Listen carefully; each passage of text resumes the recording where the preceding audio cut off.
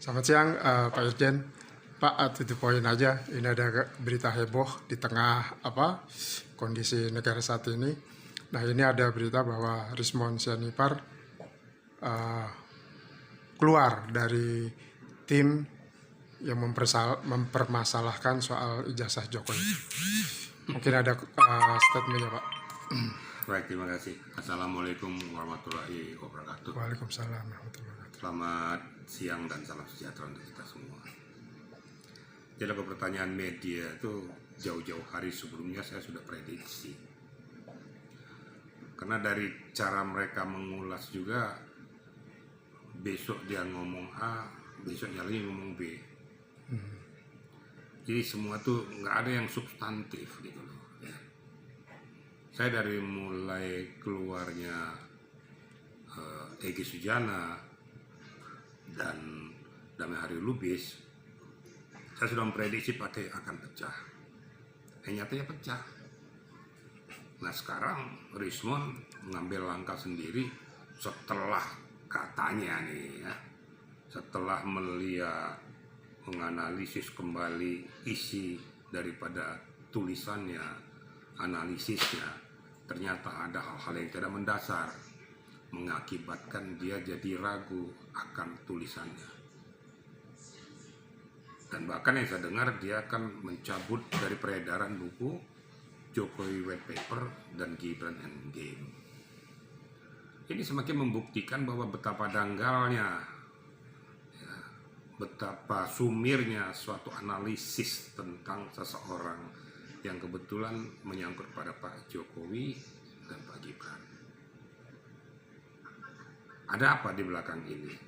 Kalau memang betul-betul seorang peneliti, ya, menuliskan, menerapkan, menyampaikan, dan mempublikasikan sesuatu tuh harus betul-betul sudah final.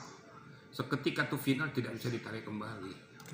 Karena akan menunjukkan betapa dangkalnya hasil analisismu. Fakta-fakta yang kau munculkan juga tidak bisa dipertanggungjawabkan. Akhirnya menurut dia saya harus mundur dari arena ini dan menghadap kepada Pak Jokowi. Mungkin apa hasil pembicaraan di sana saya juga nggak ngerti. Ya intinya sepulangnya dari Pak Jokowi yang bersangkutan menghadap kepada Wapres ya, Gibran Rakabuming. Hari ini kabarnya. Dan diterima oleh Wapres, bahkan pulang-pulang dikasih parsel. Kasih parsel dan secara tidak langsung berarti kan Pak Gibran kan memaafkan. Berarti secara tidak langsung saya yakin Pak Jokowi juga sudah memberikan respon dan restu. Makanya gayung bersambut. Nah, tinggal kita lihat ke depan nanti bagaimana permasalahan restoratif justice-nya ini akan disampaikan kepada pihak Polda Metro. Gitu kira-kira ya. Oke, Pak. Ada kejanggalan. Mengapa kurang validnya penelitian yang dilakukan dari Rismon baru sekarang diungkap? Nah ini Pak Irjen melihatnya bagaimana, Pak? Saya sudah sampaikan tadi kan, berarti kenapa kamu lakukan tuh analisis langsung berani-beraninya menuangkan dalam bentuk buku dengan analisis yang dangkal, yang tidak dapat dipertanggungjawabkan. Saya yakin dan percaya bahwa buku itu kan menyangkut 3 manusia, ada di situ Roy Suryo dan ada Tifa kan. Nah, pasti dalam sebelum mengeluarkan buku ini kan ada diskusi, ada komunikasi, ada pembahasan sebelum itu dituangkan dalam bentuk tulisan. Kalau dibilang ada kejanggalan, memang sudah janggal, memang sudah nggak benar pada saat dia aja. Karena kan Pak Jokowi, Pak Gibran hanya menyampaikan bahwa saya terima restoratif justice-nya. Tapi kan pihak penyidik kan belum tentu mengatakan bahwa ini bisa kita restoratif justice atau dihentikan dan lain sebagainya. Nanti kita percayakan aja kepada penyidik Polda untuk menangani permasalahan ini. Karena ingat baik-baik, ini kan saat ini kan sedang digulirkan ke JPU.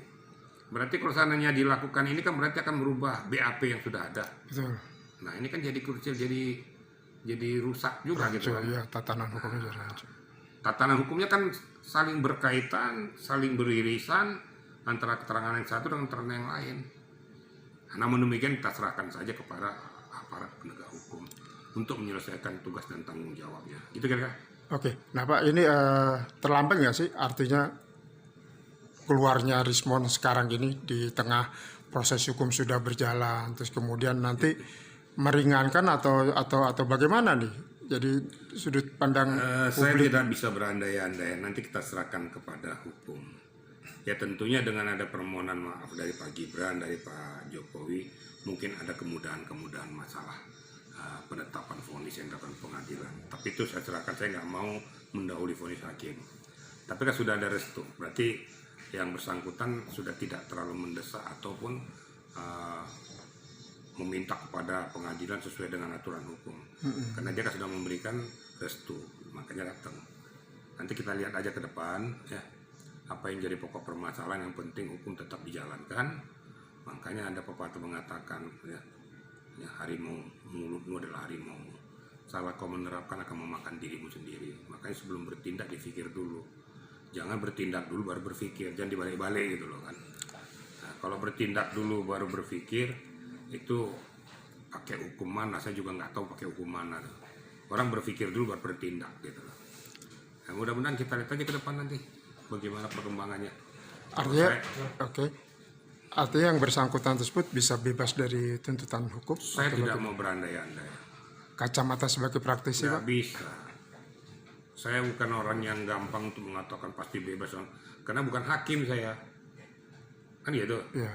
Ya masalah meringankan atau enggak nanti tergantung kepada penilaian hakim. Tentunya akan ada pandangan-pandangan ataupun ada pertimbangan-pertimbangan dari hakim dengan datangnya Rismond ke Pak Jokowi dan ke Pak Gibran. Dan itu kan terpublikasi, diterima dengan baik oleh Pak Gibran, bahkan diberikan parsel. Nah, berarti kan secara tidak langsung permohonan maafnya itu sudah diterima secara tidak langsung ya. Dan bahkan dia berjanji akan menarik seluruh buku-buku yang ada di lapangan untuk direvisi, dan dia akan mengeluarkan kembali buku nanti katanya dibaliki gitu, di kampung halamannya tuh, untuk membuat suatu buku tentang masalah risalah ini. Tentu mungkin buku pemutihan kali atau bagaimana, nggak ngerti. Nah, makanya jangan banyak berkoar-koar ya. Itu kalau bahasa Jerman dia bilang cangkeme kakean. Bahasa Jawa.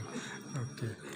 Pak, kalau dari pihak sana melihat bahwa ini adalah keluarnya Rismond dari kelompok mereka, ada tekanan, terus kemudian ada iming-iming materi di balik itu semua, bagaimana? Pasti orang akan berandai dan beranggapan seperti itu. Tapi saya bisa memastikan itu nonsens sama sekali. Karena fakta hukum ada jelas, Pak. Pasti orang bilang kan pasti ini kasih uang segala macam, itu sudah biasa lah. Nanti ditarik ke rakyat lain lagi bahwa ini sudah diming-iming supaya gini berpisah dengan ini, kan gitu ya. Nah, sudahlah, kita berandai-andai, kita sesuaikan aja dengan fakta hukum. Saya nggak mau terlibat dalam arena tersebut, karena orang-orang tersebut bukan hanya menjernihkan permasalahan, justru membuat abal-abal kayak gini. Gitu kira-kira ya. Oke, satu lagi mungkin Pak. Artinya dengan keluarnya Rismond ini semakin memperlemah kelompok mereka, Pak. Roy Suryo CS. Ya biar aja dikuat-kuatkan sendiri gitu lah. Kita aja mengamatinya. Mau dia memperlemah posisi ini, itu terserah penilaian orang. Tapi saya bisa memastikan bahwa ini semakin menguatkan ya, penetapan daripada pidana itu yang menyatakan pencemaran nama baik. Karena dengan analisis yang tidak benar, ya mencemarkan nama baik Pak Jokowi, itu semakin menguatkan indikasi itu, apalagi sudah diupload, dipublikasikan. Itu kira-kira ya. Oke, satu lagi Pak mungkin Pak. Menurut prediksi Bapak, apakah masih ada Rismond, Egy Sujana lainnya yang akan melakukan hal yang sama? Saya nggak tahu, saya terserah aja lah. Apakah ada atau enggak itu urusan mereka lah. Yang jelas pasti sudah merotoli satu-satu kan gitu kan. Sudah merotoli kan. Satu. Ya lama-lama entek gitu kan. Habis ya tinggal terima sanksi hukumnya aja. Ya makanya jangan melangkah sebelum berpikir. Berpikir dulu baru melangkah. Kita kira-kira ya kita lihat aja ke depan nanti hasil putusannya apa. Ya pengadilan kan menganalisis semua pokok permasalahan ini sehingga nanti bisa menetapkan dan menerapkan. JPU juga akan menganalisis ini sehingga dia punya pertimbangan-pertimbangan sebelum melakukan tuntutannya. Tapi saya yakin dan percaya bahwa ini semakin melemahkan posisi mereka dengan komposisi ini. Berarti kepercayaan masyarakat kepada mereka, publik pada mereka semakin menipis. ternyata kalian merotol satu-satu. Berarti kalian sebenarnya tidak solid, ada kepentingan-kepentingan tertentu di antara kalian. Akibatnya kita tidak bulat untuk menyelesaikan pokok permasalahan. Jadi kira-kira, ya. Siap. Oke. Oke. Matur nuwun Pak Irjen. Kan gitu, Pak. Taktis.